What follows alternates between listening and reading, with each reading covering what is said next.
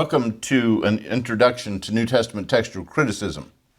This is going to be a lay course, although we get into some of the details of the Greek, and I'll try to explain that as best I can as we go through. I want to give you an overview of what this will be all about to begin with. And first of all, the introduction proper. We're going to talk about the definition and the goal of textual criticism, how to count textual variants. And that might seem like a very simple and obvious thing, but there's two different ways in which they've been counted. One is the right way, one is definitely the wrong way. The number of textual variants, these are also known as readings.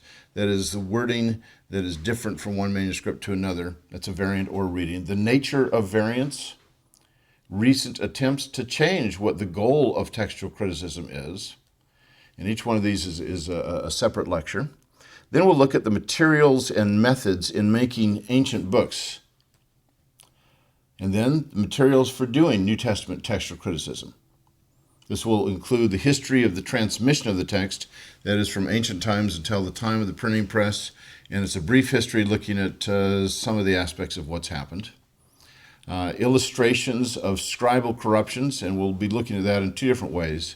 One is unintentional changes. What ways did the scribes change the text that they did not intend to change? And then we'll illustrate scribal corruptions that are intentional changes. And you might say, wait a minute, scribes actually intended to change the text?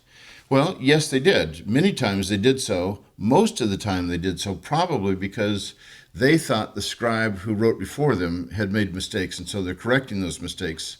But by making that correction, they actually are introducing new mistakes. But we'll look at those kinds of things. We have very clear documented evidence of the kinds of mistakes that scribes made.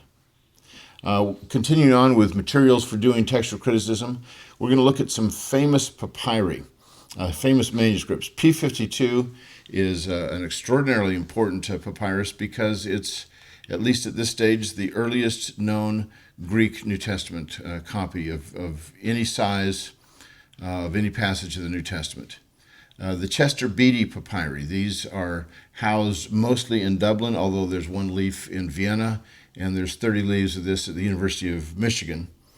But the Chester Beatty papyri have they include the earliest copy of Paul's letters, the earliest copy of Mark's Gospel, earliest copy of Revelation, and not to mention a number of very important and early Old Testament manuscripts.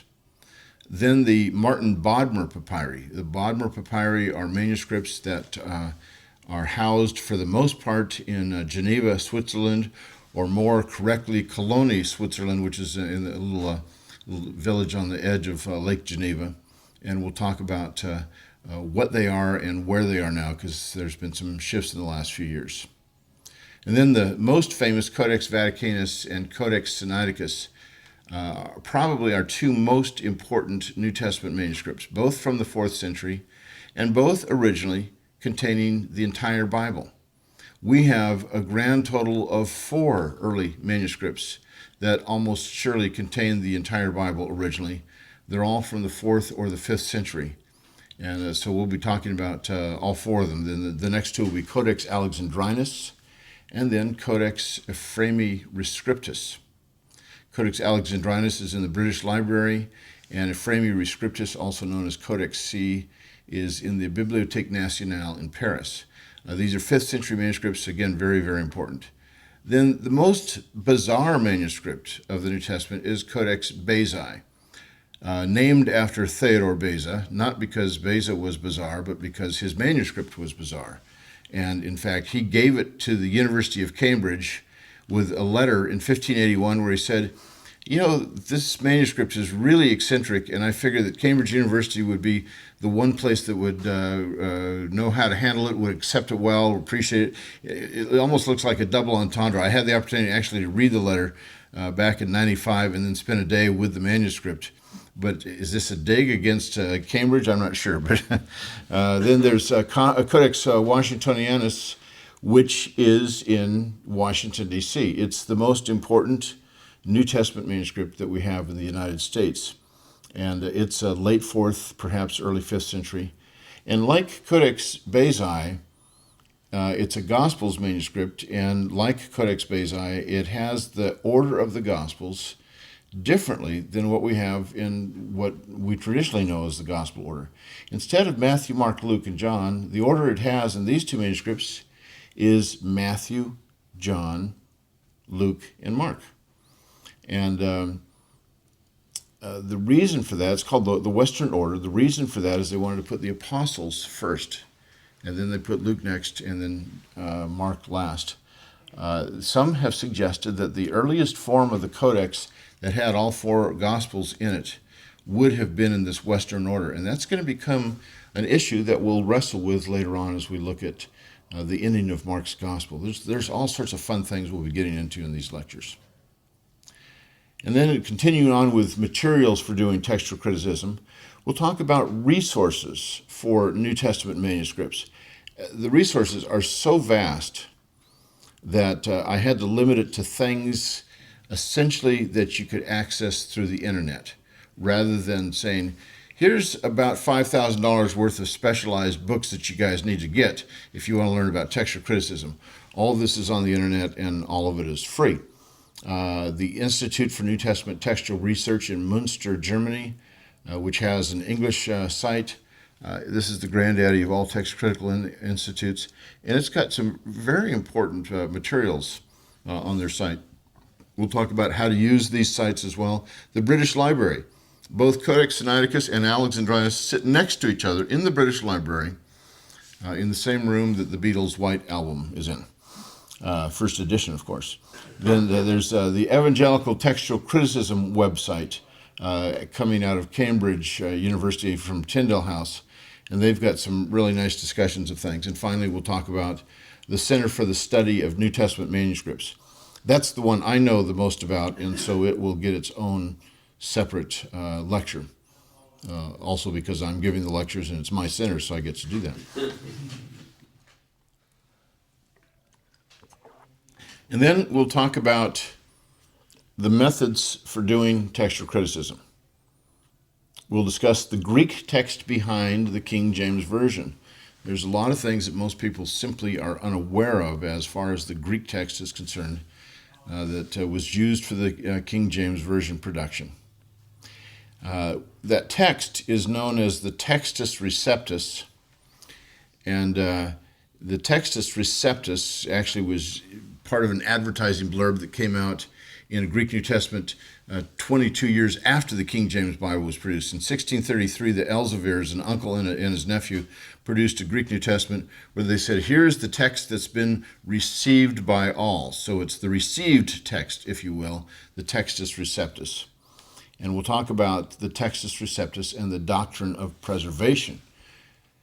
It'll be an important thing for us to wrestle with, whether there is such a doctrine, and if so, does it mean that that Greek New Testament is the one that God has preserved? And we'll discuss the history of the discipline since the TR, or the Textus Receptus. If we go all the way back to the first published Greek New Testament done on a printing press, it was Erasmus's Greek New Testament published on March 1st, 1516.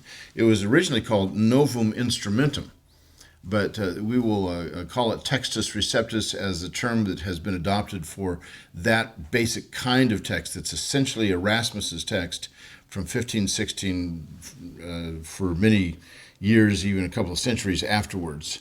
And we'll discuss the discipline since his text was published. And we'll talk about the discovery of Codex Sinaiticus, which is one of the most fascinating discoveries of a New Testament manuscript ever. In fact, Tischendorf, this fellow who discovered it in 1844 and 1859, is probably the man after whom Indiana Jones was patterned. They don't look at all alike, but nevertheless, it seems that they were taking a page from Tischendorf's life to come up with Indiana Jones. He'd pack his gun to drive off the snakes and the wolves and things like this in the Middle East. It's fascinating. And we'll talk about Westcott and Hort, two very evil men, according to some, who were part of the occult, according to some, and the dethroning of the Textus Receptus. We'll talk a little bit about their lives, but especially their theory and how they ended up dethroning this Greek New Testament that had been the standard text since 1516. And we'll discuss the methods for doing textual criticism, principles of reasoned eclecticism, which involve looking at the information internally as well as externally. That is, what is a scribe likely to do? What is the author likely to have written? That's the internal evidence. The external evidence has to do with, let's evaluate these manuscripts in terms of their date and their character. Let's look at manuscripts that are in a group, a particular family. What are the best family representatives? What are the best manuscripts that represent that type? It's kind of like my family and I used to show dogs, and so when you show a dog, it has to conform to that family. You have to show its bloodline to show that it's a pure dog. We don't have any of that for these manuscripts. There's not a single manuscript that is a pure bloodline for any family group. But even those that are pure line dogs, some of them look a little bizarre. We showed beagles, and there were some dogs that I'd swear were not beagles that were in that dog show. But you're looking for the best kind of a representative of that particular type. A good-looking beagle is not a good-looking basset hound. It's not a good-looking Labrador. They're different, and we need to keep those kinds of things in mind as we look at this. And then you also look at geographical distribution, a very important issue of when there's a particular reading, the wording of something that we find in some of the manuscripts. Let's say we find it in a church father in the 3rd century in Carthage, and we find it in a Latin manuscript in Rome in the 3rd century, and we also find it in Greek manuscripts in Egypt. Well, you start putting those things together, you say, this same wording is found in 3 different witnesses over a widely disparate geographical region. Maybe there's something to it. Maybe it goes back to an earlier ancestor, and that's how we're going to be putting it together. And we'll sum that up and show how these two halves work, the internal evidence and the external. So you're going to get a lot of material on textual criticism, and yet, frankly, it's just, to call it the tip of the iceberg would be an injustice to textual criticism, because you're not even getting the tip of the iceberg. If the tip of the iceberg had a tip, maybe that's what you're getting. But we'll still be covering enough to make you really dangerous, I think. All right, then we'll talk about some famous textual problems, and we will be looking at textual problems that are in the Gospels, in Paul's letters. We'll look at some in other parts of the New Testament as well, and we'll include the 2 most important, or I'd say the 2 biggest textual problems in the New Testament in terms of the number of verses. Mark 16, 9 through 20, and John 7, 53 through 8, 11. Those 2 passages involve 12 verses each, and there's a lot of emotional baggage that's attached to them in terms of are these authentic or not, and the people who fight over them, it's pretty dramatic and fascinating. Nevertheless, these 2 passages, we'll see if they affect any doctrines, and we'll also ask the question, are there other passages that are like this? The reality is, no, they're not. These are the largest passages by far of any textual variants. The next largest is 2 verses, and we have about 24 places where we have 1 or 2 verses. Then everything else after that is much smaller. So that gives you a basic overview. Then we're going to sum all this up and review some of the material in asking the questions what we have now, what they wrote then. So that gives you an overview of the course, and I'm exhausted just thinking about all these things. All right, let's begin with an introduction, definition, and goal of New Testament textual criticism. In general, we can say, and by in general I mean not related to the New Testament, but for any ancient document, we can say that textual criticism is the study of the copies of any written document, and by that we mean the handwritten copies of any written document whose original, which is often called the autograph, and I'm throwing some new terminology at you. There's a whole vocabulary you have to learn for textual criticism, but it's important to think through some of these. I'll keep it at a minimum. Whose original or autograph is unknown or no longer existent. for the primary purpose of determining the exact wording of the original. We even have to do textual criticism on documents that were written after the printing press was invented in 1454. Lincoln's Gettysburg Address. We don't have the original document that Lincoln wrote out. What we have is 5 very early copies that were written, they're first generation copies written by his secretaries, and we have hundreds of people who were there when he gave the Gettysburg Address, journalists who took notes and published what he had to say in their newspapers. And so even on things during the era of the printing press, it's sometimes difficult to get it exactly right. But for the ancient documents, for the ancient world, we have virtually no original documents of any ancient literature. Now, we have original documents of non-literary things. A husband writes to his wife and says, please pick these things up at the grocery store. The son writes from the battlefield to his dad and tells him how the fight's going. Those are non-literary texts. As far as literary texts, we have virtually nothing. We have a scrap of 1 or 2 classical authors, just a few verses, and that's it. Now, for the New Testament, textual criticism is the study of the handwritten copies of the New Testament, whose original, that is, the autograph, is unknown, or I would say non-existent. It's fell apart within 100 years of being written, for the primary purpose of determining the exact wording of that original text. That's the fundamental goal. So the definition and the goal of textual criticism are virtually identical. Now, why is textual criticism necessary for the New Testament? Well, the reason it's necessary is that, first of all, the autographs no longer exist. We don't have them anymore. Instead of the autographs, we have copies. They almost surely disappeared, as I suggested, within a century, and they would have been written on papyrus. Papyri, literary papyri, that is fairly decent quality papyri, that are used, occasionally, more than every few years, where someone has this as part of the library in their own home. They would have these papyrus rolls, and they'd have tags that they would attach to the papyrus roll to say, this is what this document is. And so there have been some studies very recently done that have suggested that these literary papyrus rolls that were used on a semi-frequent basis would last sometimes 200, even 300 years. Well, you compare that to the New Testament documents. We're talking about something that's not read just for literature. It's read because life is at stake, and life of a religious group that is persecuted, and they have to get this stuff right, and they have to get it disseminated. So these manuscripts would have been examined very frequently, and you can easily see a scenario like this. Paul writes a letter to the Romans. The Romans get a copy. Other churches find out, oh, you got a letter from Paul. Could we get a copy of that?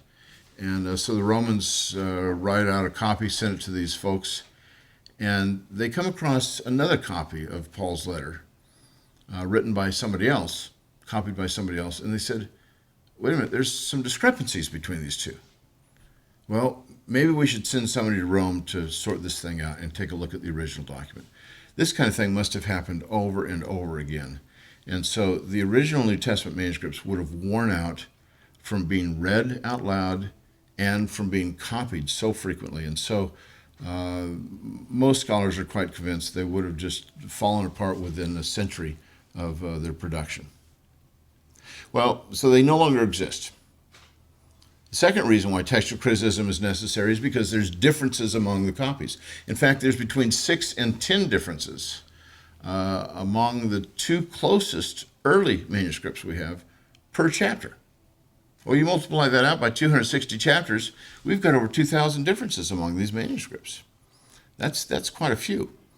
And so then you look at manuscripts that don't agree with each other very much. Now we're looking at a pretty sizable number.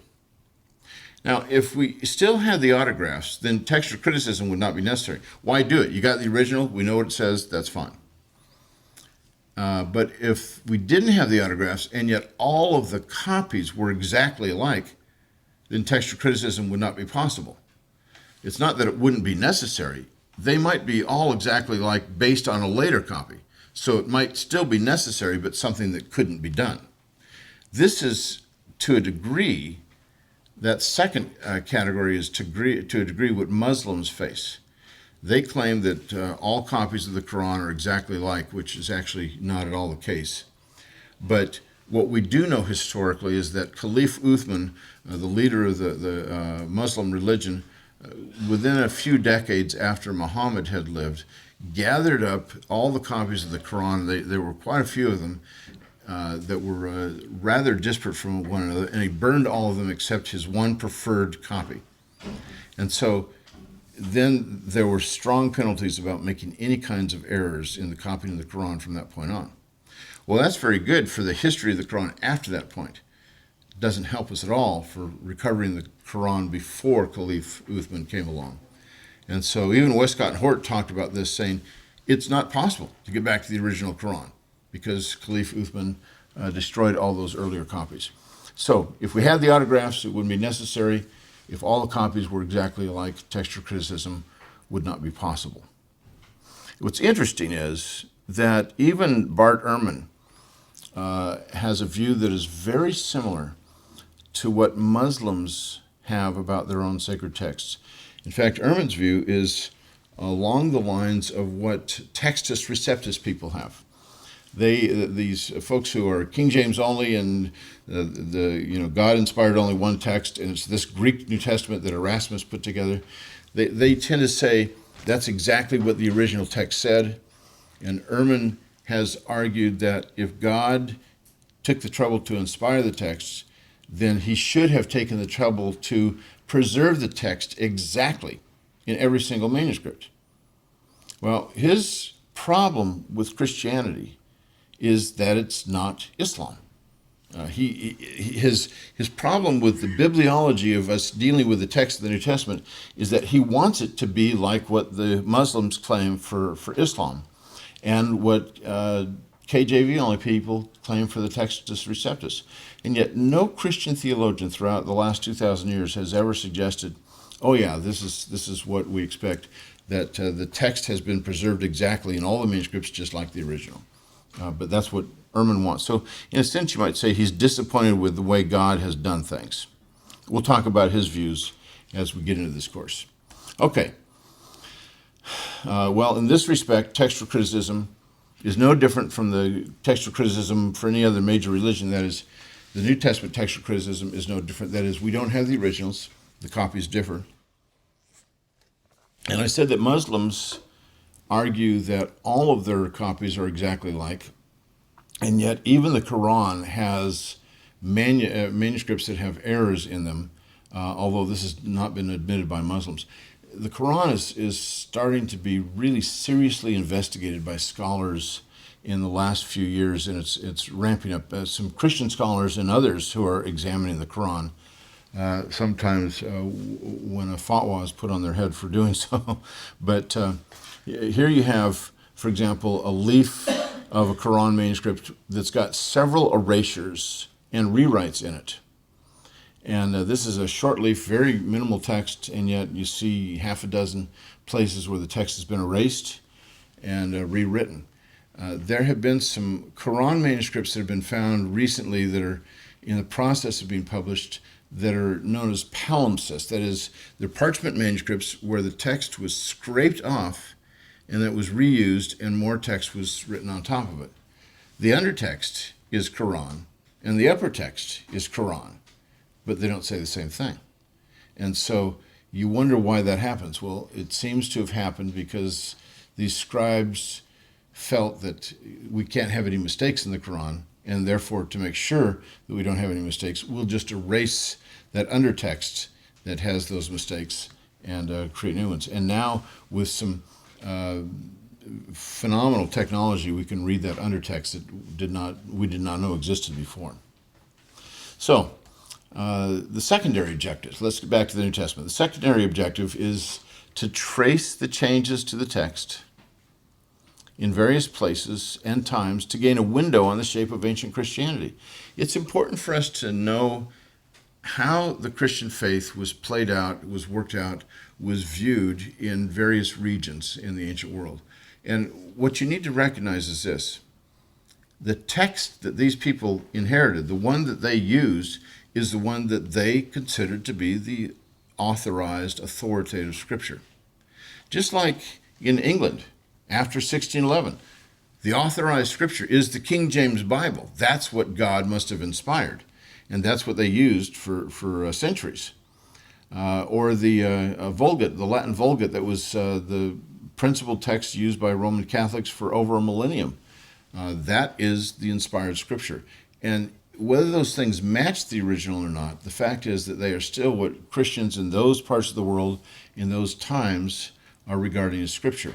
And so it's interesting to see what they consider to be scripture, and it's also interesting to see how they change scripture to fit in with their own cultural needs. There's going to be some things that they do that may be a little bit disturbing to us. But we also need to distinguish between manuscripts of the New Testament and manuscripts of other early Christian writings. For the most part, other early Christian writings are far more corrupt than New Testament manuscripts, especially those that were produced by heretics, or at least not people that were squeaky clean in their orthodoxy. Let me give you an illustration. The Gospel of Thomas had major textual upheavals. The Gospel of Thomas is not a Gnostic gospel, as many people think it is. It's kind of Gnostic-like or proto-Gnostic, or at least open to becoming Gnostic. It was found, the only full copy we have of it was found in Nag Hammadi in 1945. And we've discovered also at least 3 Greek fragments that we didn't know were part of the Gospel of Thomas until this whole gospel was published. But these fragments began to surface in the late 1800s. Nobody knew what they were. And they said, oh, the Gospel of Thomas, they're part of this. But when comparisons were made between the two, there was upheaval in the order of these sayings of Jesus and what the actual words were. The text really went through some significant changes. And Tim Raschuti has done the work on this. He was an intern of mine at Dallas Seminary. He studied Coptic and Greek and wrote a chapter in a book that I edited. The chapter is called Tracking Thomas, a text-critical look at the transmission of the Gospel of Thomas. And he compared the Greek fragments with the Coptic in the places where they line up. And this was in Revisiting the Corruption of the New Testament, a text that I edited for Kriegel in 2011. Important chapter, and these are important things for us to think about, that when it comes to the corruption of the New Testament, it doesn't go through the same kind of upheaval and really massive alteration that other ancient texts, even other ancient religious texts, go through. Well, until a few years ago, everyone thought that they knew what original text meant. But in 1999, Eldon Epp, who's kind of the dawn of North American textual critics today, wrote a very important article called The Multivalence of the Term Original Text in New Testament Textual Criticism, done in Harvard Theological Review. Now, Epp kind of stirred the pot, and it got scholars to think about what they meant by original text. And here's some of the different definitions that he suggested, and we're going to land on one, and that's how we'll end this lecture. He says one would be the predecessor text form, that is the form of the text before it was published, maybe the working text that an author used. So if John's writing the Gospel of John, he may have the text of his Gospel that's kind of the one that he's going to mark up and edit and things like that. The second one would be the autographic text form, the form of the text when it's dispatched from the author. And that's the one that I think is by far the one that we really need to take into consideration. It's the one, frankly, that virtually all New Testament scholars, until Eldon Epp wrote this article, thought was the original text. And then when he wrote the article, people got confused and said, well, what do we mean by original text? But I'd say most New Testament scholars still think when they talk about original text, they're talking about the last form of that text that was under the control of the author. As soon as he dispatched it, as soon as he sent it to his audience, no longer does he have control over it. So it's that last form when he dots all of his I's and crosses all of his T's, and that's the way he wants it to look. That's the autographic text. That's the original text, not the working drafts that he's been editing and changing before it gets published. Then there's the canonical text form, the form of the text when New Testament books became canonical. That is, when they were considered as scripture. And there's some questions about whether textual problems were a part of what was considered in the whole discussion. In other words, take Mark 16, 9 through 20. Did the early church feel that Mark's gospel was scripture only if it included those 12 verses, or only if it excluded those 12 verses? Or was that an irrelevant question to them? Was it the book itself that was considered canonical, even though there was a recognition that there's textual variants that may not be yet resolved? And finally, there's the interpretive text form, the form of the text in a given locale with interpretive alterations to the text. And that's the form of the text that any given area is going to have until the time of the printing press has to be different from the form of the text in any other area, because these are handwritten manuscripts. They won't be identical. So what are we considering to be the original text? Well, the common sense approach is to embrace definition number 2, the document that left the author's hands as it was dispatched to the primary readers. It's the last stage of the text while under the author's control. And this is also known as the autographic text, or the autographs. Autographa is another term that is often used, or the Ausgangstext. The Ausgangstext means the exit text, as it exits the realm of the author. This is what we mean when we are speaking of the original text. Well, now you have a basic introduction to the discipline, and you understand what the goal is, or has been, the primary goal of textual criticism and its secondary goal. Hello, this is Tim. I'm the Executive Director of the Credo House, and I hope that you've been enjoying and loving these Credo courses. Just want to take a quick second that what you see, what's happening in the background there, that is not a production studio that we made just for the Credo courses, but that is called the Inklings Room. The Inklings Room is just one of the 3 rooms at the Credo House. Right now, I'm in the big room where you can hear a latte machine going on behind me, music happening in here. We typically get several hundred people every week coming in our doors, where we are what we think is one of the most unique evangelistic places that exists, where we just want to be on the front lines of the intellectual persecution of the church today.